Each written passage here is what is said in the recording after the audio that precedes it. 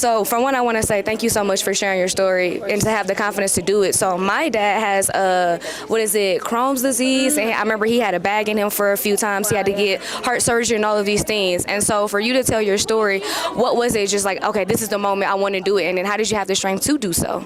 Yeah, I mean, I think I had been sort of talking about my transplant for my whole life, but more in like a kind of monologuing, like just kind of off the top of my head, telling my story in a way that felt not super like connected, like in like a mind-body kind of way.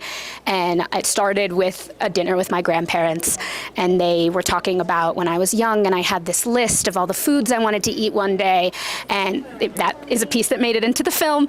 And it was sort of just this interesting like obsession with my relationship with food, and never quite asking me how I felt about it, but sort of just like reminding me of this thing that I like felt very disconnected to, because I hadn't been a feeding tube user. I hadn't been like not eating for a long time. And so I sort of wanted to like interpret like in my own words and in my own thoughts, like, okay, what is this experience, or what would have been this experience like for me? So I kind of just started writing it, and it sort of flowed. I never really stopped to think whether or not I was going to have like the strength or confidence, just because like this is my life. This is, or not this particular story, but the transplant part is my life, and so why not, like share it with the world. Yeah, I love that. Well, my last question for you is, what impact or what message, or when people watch it, what do you want them like thinking or feeling?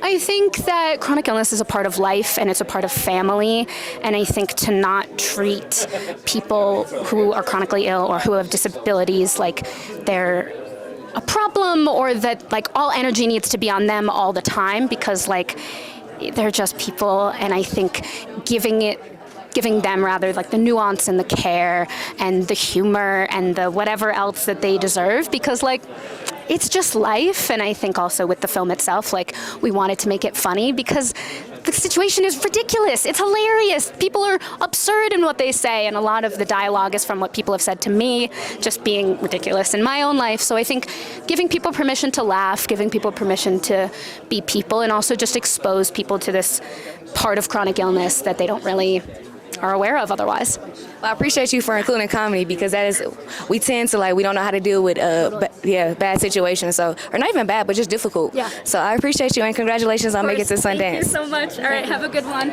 In the end, everything will be carved in stone.